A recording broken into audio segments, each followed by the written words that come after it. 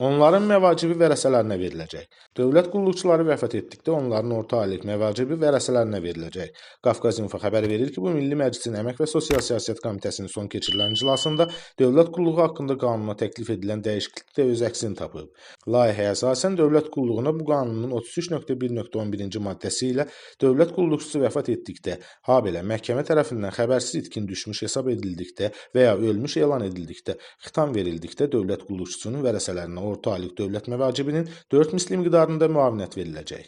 Dövlət qulluğuna bu qanunun 33.1.13-cü maddəsi ilə dövlət qulluqçusu müddətli həqiqi hərbi xidmət və ya alternativ xidmətə çağırıldıqda, xitam verildikdə dövlət qulluqçusuna orta aylıq dövlət məvacibinin 3 misli miqdarında müavinət ödəniləcək. Dövlət orqanının ləğvi istisna olmaqla müddətli həqiqi hərbi xidmətə çağırılanadək müvafiq dövlət orqanında qulluq etmiş şəxslər hərbi xidmətdən buraxıldıqdan ən gecə 60 təqvim günü keçənədək əvvəlki vəzifəsini tutmaq üçün müraciət etdikdə həmin orqanda əvvəlki və ya analoji vəzifəyə təyin ediləcəkdir. Müddətli həqiqi hərbi xidmətə çağırılmazdan bilavasitə əvvəl dövlət qulluğu vəzifəsində qulluq keçmiş və ya ehtiyata buraxıldıqdan bilavasitə sonra yenidən dövlət qulluğu vəzifəsinə təyin edilmiş dövlət qulluqçularının müddətli həqiqi hərbi xidmətdə olduqları müddət onların qulluq stajı hesablanarkən nəzərə alınacaq.